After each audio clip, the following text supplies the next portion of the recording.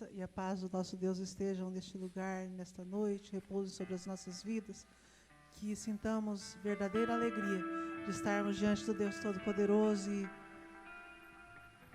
diante de quem nós podemos declarar todo o nosso amor, toda a nossa gratidão, reconhecer que Ele é o nosso Deus, o Deus sobre toda a terra.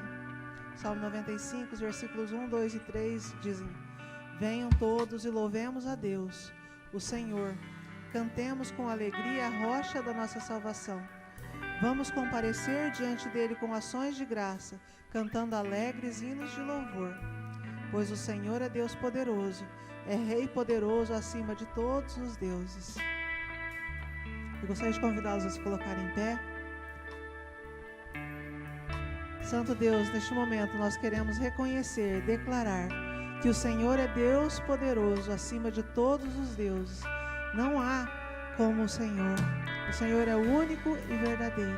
E nesta noite nós queremos cantar canções que te adorem, Senhor. Canções que declarem os teus atributos, o quanto tu és um Deus maravilhoso e tem cuidado de nós, Senhor.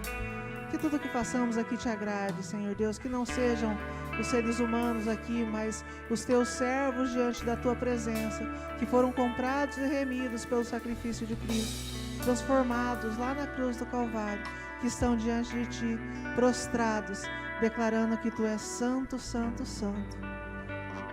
Pai eterno, aceita os nossos louvores, aceita a nossa adoração, Senhor Deus, no nome santo de Jesus. Nós vamos começar este cântico, este culto, declarando que o nosso Deus é santo, santo. A palavra de Deus, em 2 momentos na Bíblia, diz que o nosso Deus é santo, santo, santo, e toda a terra está cheia de sua glória. E nós vamos declarar isso. O nosso Deus é poderoso.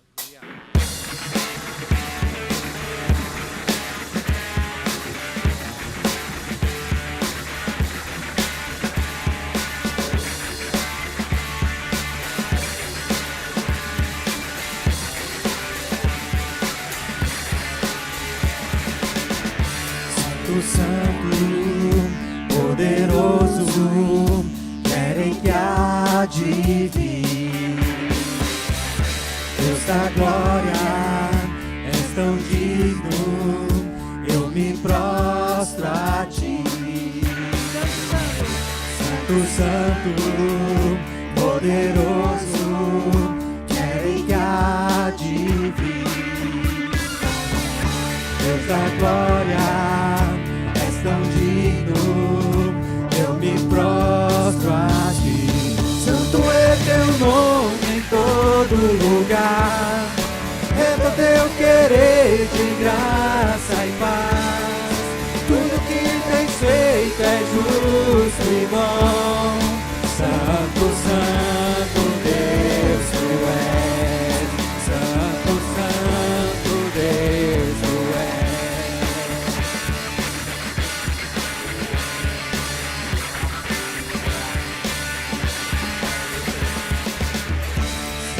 Santo, poderoso, querem que há de vir.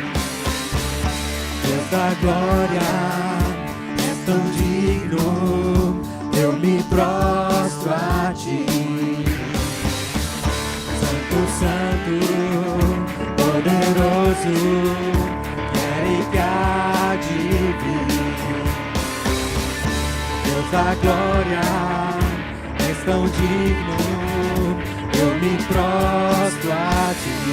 Santo é teu nome em todo lugar, é do teu querer de graça e paz. Tudo que tens feito é justo e bom. Santo, santo Deus tu és. Santo é teu nome em todo lugar, teu querer de graça e paz. Tudo que tens feito é justo e bom. Santo, santo Deus tu és. Santo, santo Deus tu és. A honra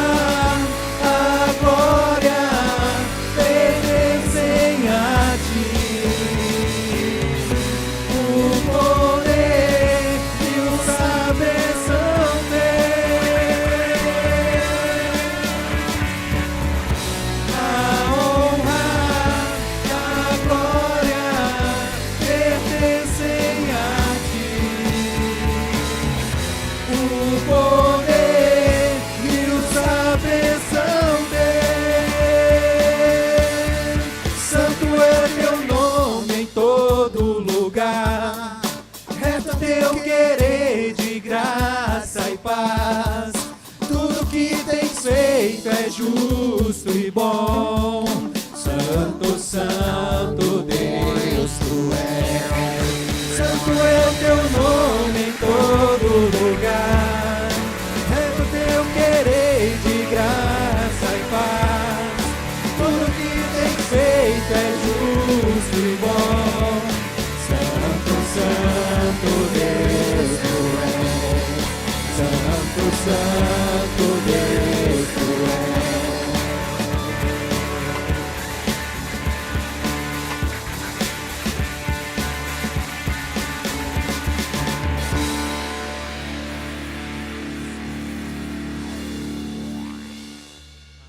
Nada melhor no nosso coração do que a certeza de que nós estamos seguros. Nós acabamos de cantar que o nosso Deus é justo, tudo que Ele tem feito é justo e bom. E nós só conseguimos reconhecer isso porque um dia fomos transformados pelo sacrifício de Cristo. Eu gosto muito dessa ideia. A ideia de nós nos lembrarmos, nos recordarmos todos os dias que somos quem somos, porque o Senhor Jesus nos resgatou. E todos os dias a palavra de Deus diz que nós somos transformados de glória em glória. Mas nós vamos declarar agora que o Senhor Jesus mudou a nossa vida, mudou o nosso falar, mudou o nosso pensar.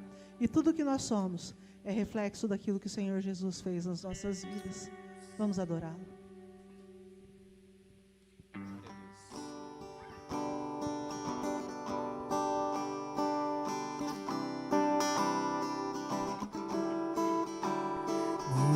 Mudaste minha vida com teu falar, Senhor. Arrebataste o meu coração por inteiro. Senhor, eu nunca mais serei o mesmo, pois o teu amor me libertou. Eu quero viver em teus braços, Senhor, te peço. Vem andar comigo.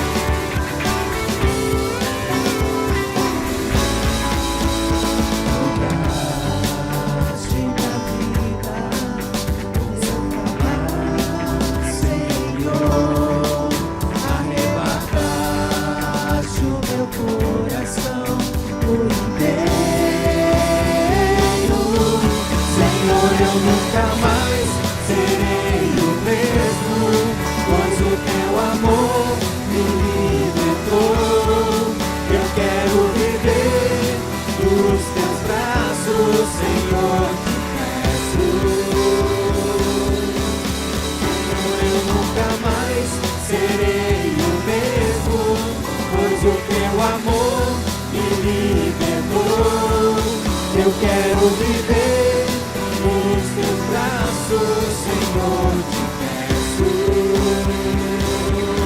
Vem andar comigo.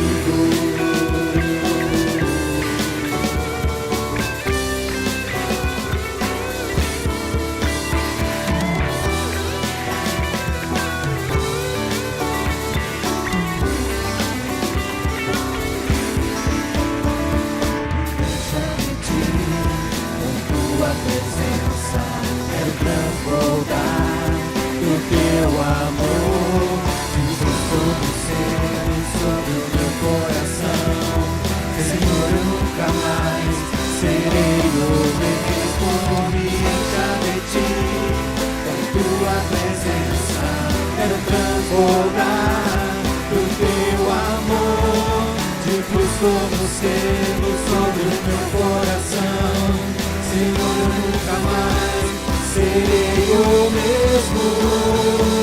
Senhor, eu nunca mais serei o mesmo, pois o teu teu amor me libertou. Eu quero viver nos teus braços, Senhor, te peço. Senhor, eu nunca mais serei o mesmo. Senhor, eu nunca mais serei o mesmo, pois o teu amor me libertou. Eu quero viver nos teus braços, Senhor, te peço. Vem andar comigo.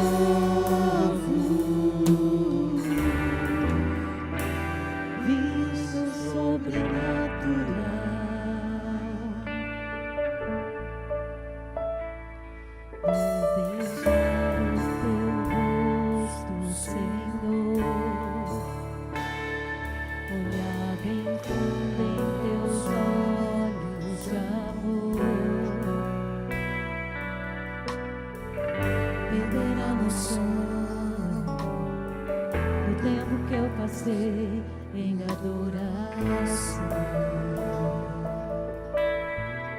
vou beijar o teu rosto, Senhor,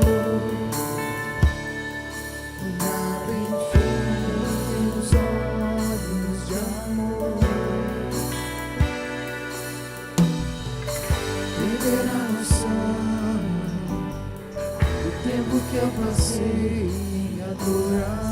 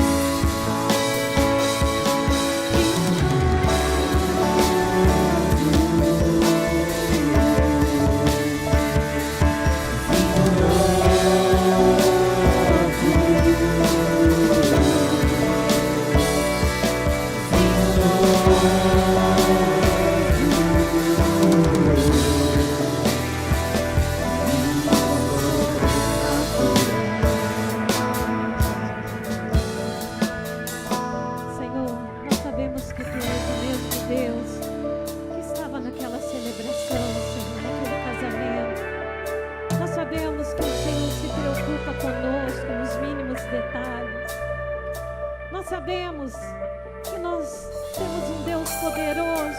E a tua palavra diz: eleva meus olhos aos montes. De onde me virá meu socorro? O meu socorro vem do Senhor que fez os céus e a terra. A palavra também diz: fazei todas as nossas petições conhecidas diante do nosso Deus. Nós queremos clamar, Senhor, pelos nossos filhos, pelas nossas famílias, Senhor, pelas esposas, pelos esposos, Senhor. Nós queremos clamar, Senhor, para que o Senhor venha com o teu sobrenatural, Senhor.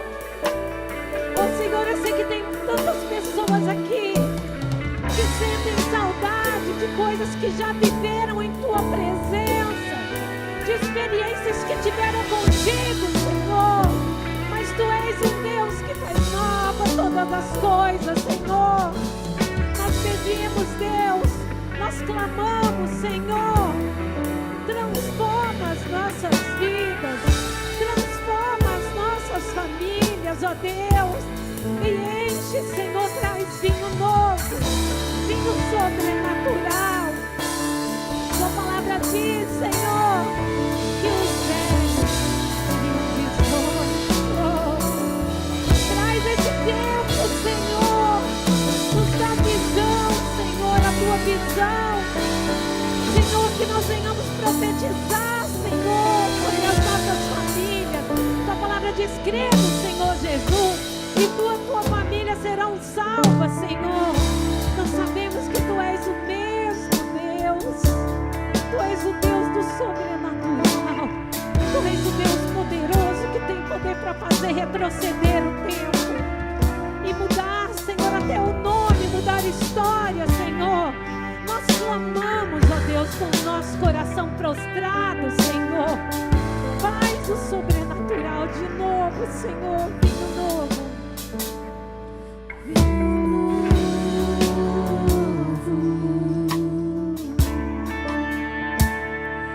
Vinho novo,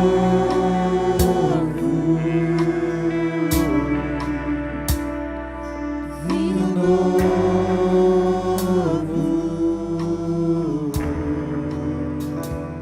vinho sobrenatural.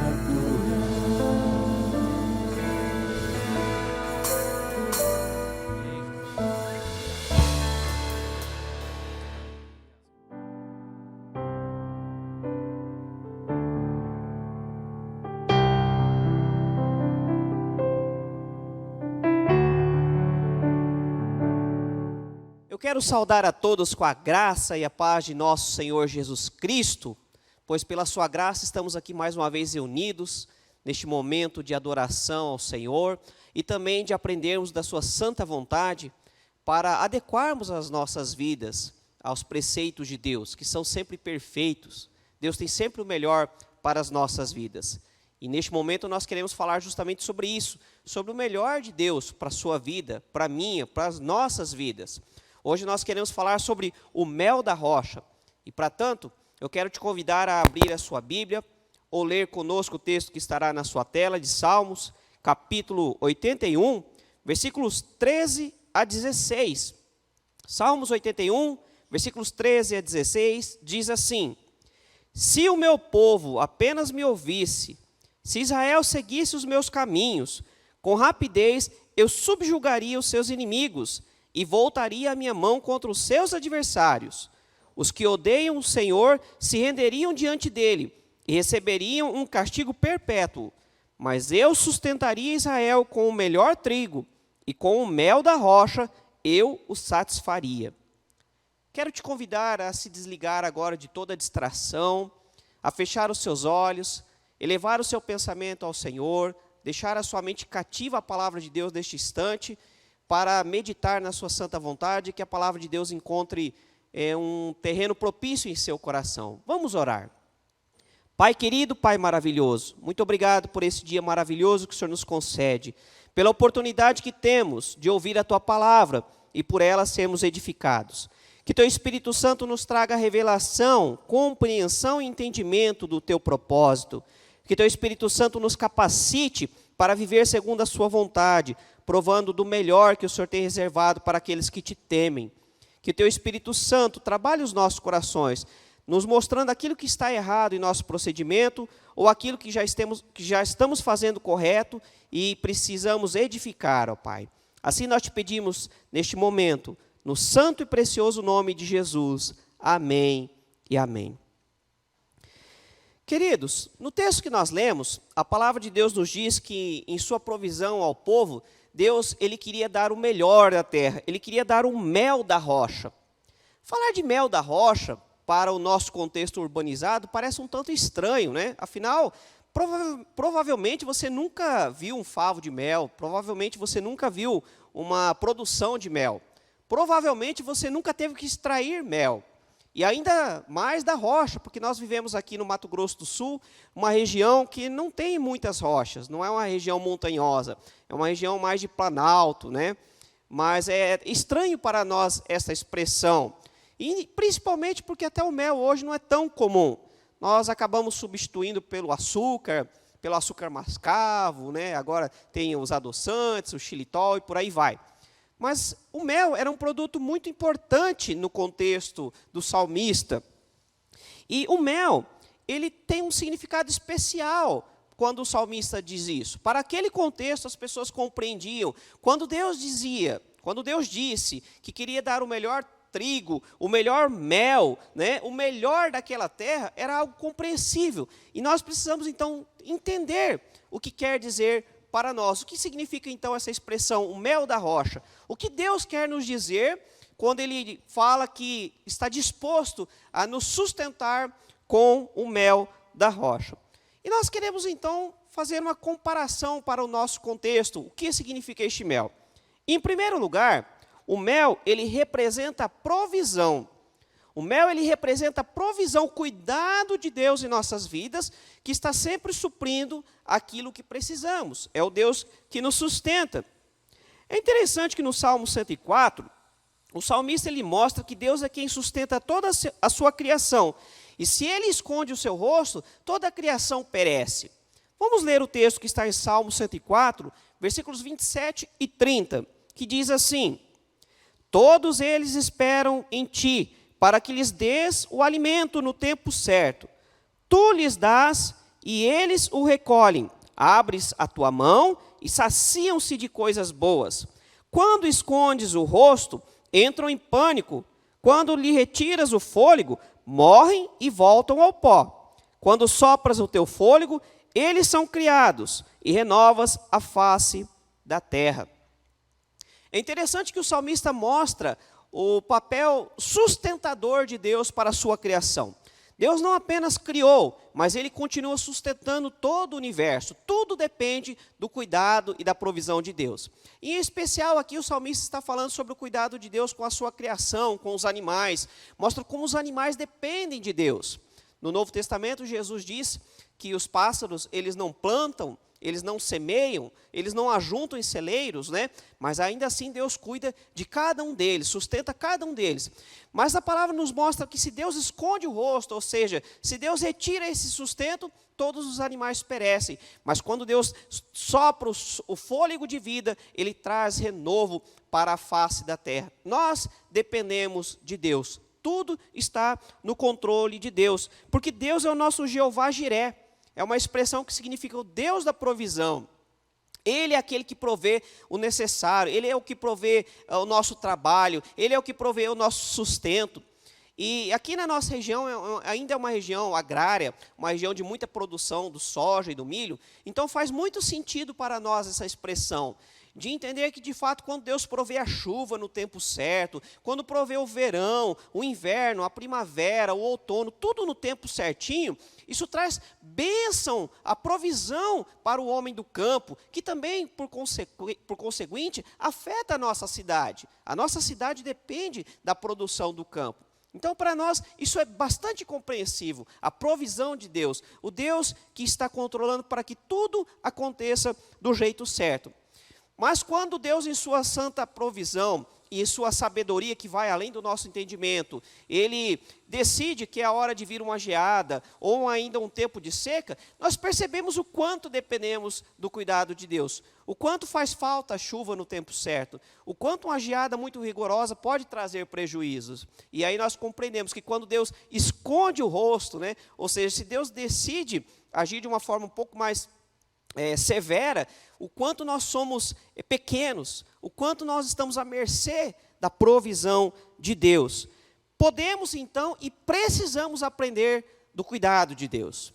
Claro que nós temos que trabalhar, você tem que acordar cedo, você tem que ser pontual no seu trabalho, se esforçar, procurar crescer. Não quer dizer que você vai cruzar os braços e esperar que Deus te mande uma cesta básica pelo correio, né? Não é isso que nós estamos dizendo, querido. Nós precisamos fazer a nossa parte. Você precisa estudar, você precisa trabalhar, enfim, fazer os seus afazeres. Mas nós entendemos que é Deus quem nos dá o trabalho que necessitamos. É Deus quem nos dá o sustento. Hoje não é tanto o produto do campo no nosso lar, né? Não na forma de produzirmos propriamente dito, mas é o sustento financeiro. E é Deus que nos provê isso, é Deus quem nos dá o trabalho, é Deus que em tempos tão difíceis como este da pandemia, que pela sua misericórdia nós estamos já saindo, esperamos logo, logo que essa pandemia se encerre completamente, né?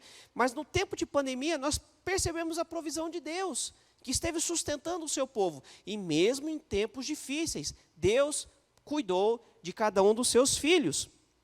No Salmos 81, vemos que Deus não quer apenas suprir a necessidade do seu povo, mas Deus quer nos dar o melhor. O Senhor, Ele quer nos dar o melhor trigo, o melhor mel. Hoje nós não produzimos o trigo, a menos que você seja um produtor, né? Mas de forma geral, você não planta o trigo. Mas quem planta, conhece bem, sabe que existem diferentes tipos de trigo. Trigo de melhor e de pior qualidade. Deus não quer te dar um trigo de má qualidade. Ele quer te dar o melhor trigo, o mais fino, aquele que tem melhor qualidade. Eu me lembro que quando morava em Maracaju, havia ali uma irmã em Cristo, que ela dizia que ela gostava de comprar uma marca específica, porque o pão ficava melhor, o bolo ficava melhor com aquela marca de trigo, né? E quando eu penso nessa palavra de Deus, eu penso nessa situação dessa irmã, que dizia que o trigo ideal resultava em um produto de melhor qualidade. Assim, Deus não nos quer dar o resto, não nos quer dar a sobra, mas quer nos dar o melhor trigo, o melhor mel. É o mel silvestre, depositado pelas abelhas nas fendas das rochas, que além de ser um mel extremamente raro, é um mel puríssimo. É isso que a palavra está nos dizendo, do mel que brota da rocha, o mel da rocha. É um mel raro, é um mel puro, é um mel saudável. Não é um mel misturado, é um mel de qualidade, um mel que realmente traz grandes efeitos positivos para aquele que o consome, né? Na cruz, nós vemos que Deus deu o melhor para a redenção da humanidade. Deus não colocou naquela cruz um anjo, Deus não mandou uma multidão de sacrifícios, né, de touros, de bois, de ovelhas, para ser sacrificado naquele lugar, como era feito no Antigo Testamento, o sacrifício de bois e de ovelhas e por aí vai. Mas Deus, Ele nos deu o seu Filho, o seu único Filho, por amor de nós. Querido, eu não sei quanto a você, mas eu digo com toda tranquilidade que eu jamais teria coragem de oferecer qualquer um dos meus filhos como sacrifício por qualquer ser humano, ainda que fosse pela minha própria vida. Provavelmente eu faria o contrário, sacrificaria minha vida pelos meus filhos. Agora você imagina o coração de Deus, tendo que entregar o seu próprio filho. E não era por pessoas merecedoras, como ainda não somos até hoje, mas entregou por pecadores como eu e você. Por aquele homem que estava naquela cruz, pela prostituta, pelo ladrão, pelo assassino, pelo trabalhador, pelo estudante, por todo tipo de pessoa. Por pessoas que taxamos de pessoas dignas, mas também pelos indignos da nossa sociedade, aqueles que não são bem-quistos, né? Que são colocados de lado. Deus enviou o seu Filho por todos nós, aqueles que julgamos, e eu digo bem entre aspas aqui, que julgamos dignos, porque a verdade é que nenhum de nós somos, tanto quanto os que nós julgamos dignos, quanto aqueles que julgamos indignos, né? O Senhor ama a todos igualmente e deu o seu Filho por amor de nós. Ele proveu o cordeiro para o sacrifício de Abraão e Isaque, lá no Antigo Testamento, quando Deus havia ordenado que Abraão sacrificasse Isaque, mas na hora final ele diz para Abraão não fazer isso, né, e oferece ali, proveu o cordeiro do sacrifício. E no Novo Testamento nós vemos que Deus proveu Jesus Cristo pelo sacrifício que era necessário, pelo perdão de nossos pecados, para que nós tivéssemos nova vida e nova possibilidade de reconciliação com Deus. Ele deseja, querido e querida, que você prove as doçuras que Ele tem para te oferecer. Deus quer te oferecer aquilo que é de bom. Deus não quer te dar sobras, mas quer te dar o melhor. Mas para isso, você precisa ouvi-lo e seguir os seus caminhos. Esta é a condição que Deus nos dá. Se nós o ouvirmos, se nós seguirmos os seus caminhos, Ele quer nos dar o melhor desta terra. Em segundo lugar, o mel, ele também representa saúde. O mel, ele tem esse sentido, esse símbolo de mostrar a saúde que Deus quer nos dar. Aliás, querido, o mel, ele é excelente para a saúde, porque ele possui características medicinais. Ele não apenas adoça, né, o café, o chá, ele não apenas adoça as receitas, mas ele também tem propriedades curativas, medicinais. Ele é um ótimo revigorante para pessoas cansadas e nervosas. Em 1 Samuel, capítulo 14, versículo 27, a palavra fala que após um dia de luta, um dia exaustivo na batalha, Jonatas, que era o filho do rei Saul, ele encontra um favo de mel e ele espeta aquele favo com a ponta da lança e prova e toma daquele mel. E a palavra fala que seus olhos ficaram claros, que ele se revigorou, que ficou cheio de vigor novamente. Então o mel, até pela sua propriedade doce, né, ele revigora, não apenas um vigor físico, mas até mesmo um vigor psicológico, nos dá aquela força novamente quando estamos cansados. Ele tem um efeito expectorante que combate a tosse. Você que é pai, você que é mãe, eu me lembro quando eu era criança e meus pais, minha avó, que cuidou muito de nós, nos davam mel para ajudar a expectorar, tirar a secreção do pulmão, né, que causa tosse, trazendo novamente saúde. Então o mel, ele é um excelente expectorante natural. Ele é bactericida, antisséptico, antirreumático, vasodilatador, diurético e digestivo e ajuda no tratamento de gastrites. Olha só quanta coisa boa, né? Ele tem elementos antissépticos. Alguns dizem que o mel, bem estocado, ele pode durar por até 100 anos, porque ele não permite a proliferação de bactérias. Então, ele tem esse papel também de trazer asepsia, né? De trazer limpeza, de trazer cura para reumatismos, para ajudar na parte circulatória do corpo e até mesmo para a saúde do estômago. Ele, usado de forma externa, ele acelera a cicatrização da pele em feridas e queimaduras leves. Né? É uma medicina mais, diria, doméstica, né? Holística, onde as pessoas passavam mel nas feridas para ajudar a cicatrização. Mastigar o favo de mel é excelente para o tratamento de sinusite e rinite. Eu me lembro que uma vez eu fiz esse tratamento natural. Sofri muito quando criança com rinite e bronquite alérgica, e eu me lembro que eu passei um dia inteiro mastigando favo de mel para ajudar no tratamento. Ele também é um ótimo tonificante, tonifica e rejuvenesce a pele e os músculos. Olha só, nós estamos na geração fitness, né? A geração que se preocupa tanto com a saúde. O mel tem este papel, ele reforça o sistema imunológico, auxilia no tratamento de doenças do coração. Olha que alimento completo que Deus nos dá através do serviço das abelhas. Como Deus é perfeito. E se o mel por si só já não fosse bastante, Ele quer nos dar o mel da rocha, que é o mais puro. Então, querido, querida, entenda essa verdade. Deus não quer apenas que tenhamos vida, mas Ele quer nos dar vida abundante, vida saudável. Você pode até existir, mas vida abundante só tem aquele que está em Deus. Essa é a diferença. Aquele que está longe dos caminhos do Senhor, ele existe. Mas ele não tem vida abundante. O que é vida abundante? É vida plena, é vida completa, é você ser uma pessoa realizada. Não é ser uma pessoa isenta de problemas, mas é ser uma pessoa realizada, completa, segundo o propósito de Deus para a sua vida. Em João, capítulo 10, versículo 10, a palavra diz assim: o ladrão vem apenas para furtar, matar e destruir. Eu vim para que tenham vida e a tenham plenamente. Entende a diferença, querido? Deus não quer apenas que você sobreviva. Ele quer que você tenha vida e vida plena. Tem muitas pessoas que até têm dinheiro, mas não têm alegria, não têm satisfação, não têm prazer de viver, de acordar pela manhã e perceber o dia maravilhoso que Deus nos dá.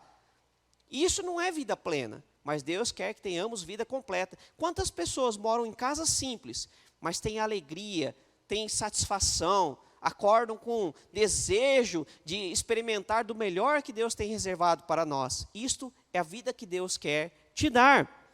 Ele deseja revigorar as tuas forças e todo o teu ser. Mas tem uma condição, que você precisa ouvi-lo e seguir os seus caminhos. Você quer o melhor de Deus? Você quer ter saúde na sua vida emocional, na sua vida espiritual e até mesmo na sua vida física? Então, querido, você precisa ouvir a voz de Deus e seguir os seus caminhos. E em terceiro e último lugar, o mel, ele representa prosperidade. Sim, o mel tem esse sentido de prosperidade. Em Jeremias capítulo 41, nos relata o texto em que Ismael poupou a vida de um grupo de 10 homens, quando estes entregaram o que tinha em troca de sua vida, um resgate pela sua própria vida. Quando Ismael ia matá-los, mas eles fazem uma barganha, oferecem o que tinham para salvar as suas próprias vidas. Leia comigo Jeremias, capítulo 41, versículo 8, que diz assim: mas 10 deles disseram a Ismael: não nos mate, temos trigo e cevada, azeite e mel, escondidos num campo. Então ele os deixou em paz e não os matou com os demais.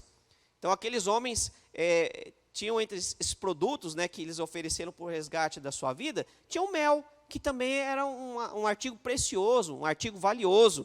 Aliás, até hoje o mel não é uma das coisas mais baratas, Ele tem o seu preço também.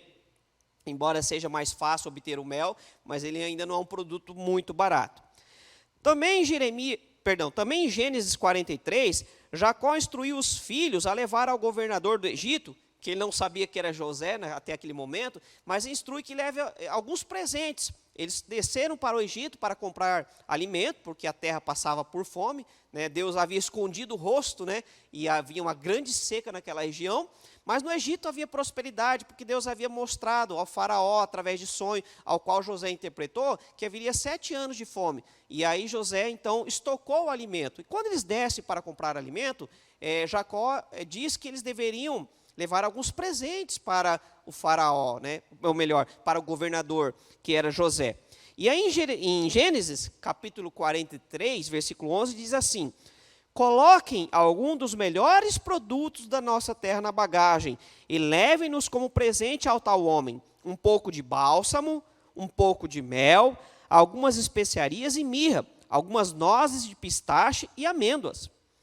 Queridos, estes produtos já são caros nos dias de hoje, não são produtos baratos. Se você vai ao mercado, alguns você nem vai encontrar, mirra, bálsamo, você dificilmente vai encontrar. Mas mesmo que você vá a algum lugar que venda isso, são produtos caros. Imagine naquela época, que eram produtos dificílimos. Mirra foi um dos presentes que os homens, que os magos, levaram de presente a Jesus, quando foram até o local de seu nascimento. Ouro, incenso e mirra, eram produtos caríssimos. Deus não quer apenas que você tenha sustento, mas Ele quer também que você seja próspero através do trabalho de suas mãos. Deus quer que você seja abençoado, que o seu trabalho traga sustento para a sua família e até mesmo para outras pessoas. Que você tenha não só o bastante, não só tenha o necessário para sobreviver, mas até mesmo para abençoar outras vidas. E tem pessoas que são tão prósperas em suas vidas financeiras que sustentam outras pessoas. Quantas pessoas Deus dá esta bênção de prosperidade tão grande que compartilham daquilo que têm, abençoando a vida de seus funcionários, ou então sustentando o trabalho da obra do Senhor, enviando missionários, investindo dinheiro na causa do Evangelho. Pessoas que o Senhor tem derramado prosperidade financeira, porque são pessoas generosas também, né? Então, entenda isso, querido. No Salmo 25, o salmista nos diz que o homem que teme o Senhor viverá em prosperidade. Eu quero fazer aqui um adendo, porque hoje existe uma teologia que não é bíblica, chamada teologia da prosperidade, onde as pessoas pegam textos bíblicos dispersos e interpretam de forma incorreta. Quando nós falamos de prosperidade, eu não estou dizendo que todos serão ricos, que Deus chama todos para ser tão prósperos que tenham em abundante quantidade em seus lares. Mas prosperidade significa você ter tudo aquilo que é necessário. E, aliás, vai além da riqueza financeira. Então, por exemplo, você até pode ser rico, mas se você não tiver alegria, isso não é prosperidade. Se você não tiver uma família abençoada, isso não é prosperidade. Se você não tiver paz no seu lar, isso também não é prosperidade. Agora, quando você tem o sustento, você tem o alimento do dia a dia, você tem, né, o necessário para honrar com seus compromissos financeiros, quando você usa com responsabilidade as suas finanças, quando você tem o sustento para os seus filhos, quando você tem o sustento para o seu lar, quando não te falta aquilo que você precisa para o seu dia a dia, quando você tem uma família abençoada, quando você tem saúde, quando você tem um lar que tem paz, que é prazeroso voltar do trabalho para a sua casa, querido, você é próspero se você tem isso. Se você tem as refeições necessárias no seu dia a dia, se você tem o seu meio de transporte, ou mesmo que não tenha, vá a pé, mas tem saúde para andar, você é próspero. Entenda isso. Deus deseja te dar prosperidade, mas para isso você precisa ouvi-lo e seguir os seus caminhos. Deus quer te dar o melhor, mas você precisa ter um compromisso com Ele. Você precisa ouvir o que Deus tem para você e decidir seguir a vontade de Deus, corrigindo o seu caminhar se estiver fora dos propósitos de Deus. Eu quero concluir dizendo que Deus quer prover as nossas necessidades. Ele é o Deus da provisão. Ele quer que tenhamos saúde. Deus quer que sejamos pessoas plenas. E Ele quer que sejamos prósperos nessa vida também. Que sejamos pessoas bem-sucedidas em todas as áreas do nosso viver. Mas tudo isso tem um si. Se você ouvir e se você seguir os seus caminhos. Não é para a pessoa que quer barganhar com Deus. Querido, tem pessoas que usam o dízimo como instrumento de barganha. E não entenderam. Nós dizimamos porque Deus já nos abençoou. E a bênção de Deus não vem do nosso dízimo, mas vem da nossa vida com Ele. O dízimo é a consequência dessa bênção. Eu não vou dizimar para ser abençoado. Eu dizimo porque já fui abençoado e continuo sendo abençoado e creio que Deus continuará me abençoando. Entende a diferença? A questão é ter vida com Deus. Não é barganhar com Deus, mas é caminhar com Deus. E aquele que anda nos caminhos do Senhor, a prosperidade é inevitável, a bênção é inevitável, a saúde é uma consequência. Muitas pessoas ainda não entenderam que você não precisa correr atrás das bênçãos, mas quando obedecemos a Deus, elas é que correm até nós. Tem gente que fica falando, eu vou na igreja tal atrás da minha bênção. Querido, você ainda não entendeu se você tem vivido nesse sentido. É a bênção que vai até você onde quer que você esteja. Abraão foi abençoado quando esteve num lugar fértil, mas também foi abençoado quando esteve no deserto. O povo de Israel foi abençoado no deserto e foi abençoado em Canaã. A questão não é onde você está, mas é com quem você está. Se você estiver com Deus, nos caminhos do Senhor, pode ser um deserto, mas o deserto vai florir. Mas aquele que não está nos caminhos do Senhor pode estar no jardim do Éden e ainda assim não será abençoado, porque está longe dos caminhos do Senhor.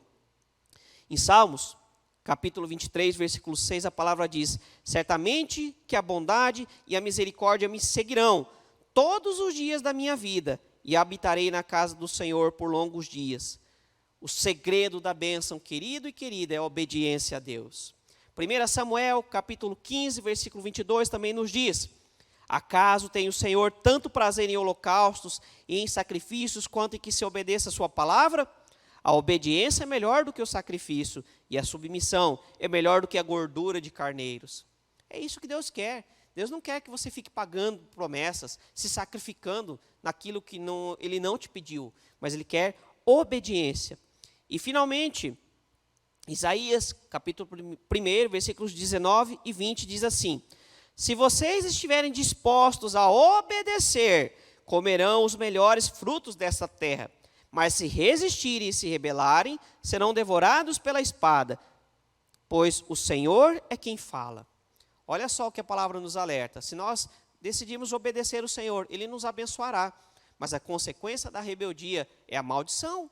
Então, querido, a gente precisa obedecer ao Senhor e ouvi-lo.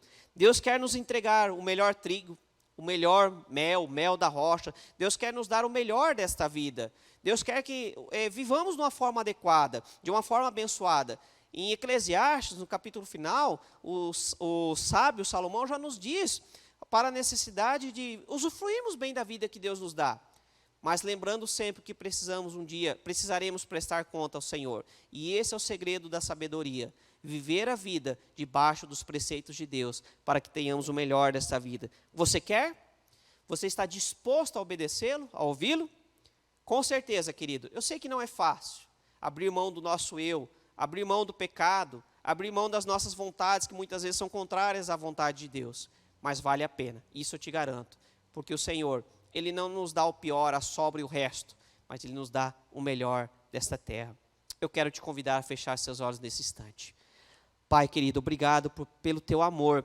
Nem sempre nós compreendemos isso, mas o Senhor tem sempre o melhor. E às vezes somos tão ingratos. Às vezes o Senhor nos tem dado tantas coisas boas e ficamos reclamando daquilo que não temos, porque achamos que se tivermos tal e tal coisas, aí seremos felizes. Mas a felicidade não está em ter coisas, está em caminhar contigo. A felicidade está em Ti. É o Senhor que nos completa, é a melhor porção. O Senhor é o nosso melhor mel, o nosso melhor trigo. Sem Ti nada disso vale a pena. Não adianta ter riquezas fartas, poder ilimitado, se não tivermos a Tua presença em nossas vidas. Portanto, Pai, nos ensina a ter prazer em Ti. Que o Senhor seja a nossa melhor e maior porção. E as demais coisas serão acrescentadas no dia a dia, porque o Senhor tem imenso prazer em abençoar aqueles que Te amam. Que o nosso coração seja inteiramente Teu, que tenhamos alegria em Ti, que ao acordar pela manhã, possamos olhar para o Teu sustento, a vida que o Senhor nos concede, o fôlego, e ter um coração grato. Que apesar das lutas, tenhamos a convicção de que o Senhor está conosco, e que as lutas também são importantes para que possamos crescer, e em tudo o Senhor tem nos sustentado e guardado. Ensina-nos a ter um coração grato, ensina-nos a confiar na Tua provisão, hoje e sempre. Amém e amém. Querido, querida, que você possa estar conosco no próximo domingo, meditando junto na vontade do Senhor, na palavra de Deus, que possamos uma vez mais estarmos reunidos e sempre aprendendo a confiar no Senhor, a descansar na sua provisão. Quero pedir que você estenda as suas mãos e receba a bênção nesse instante.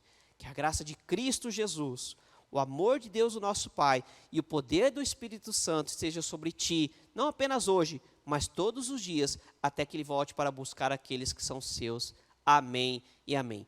Fique na paz e que Deus te abençoe.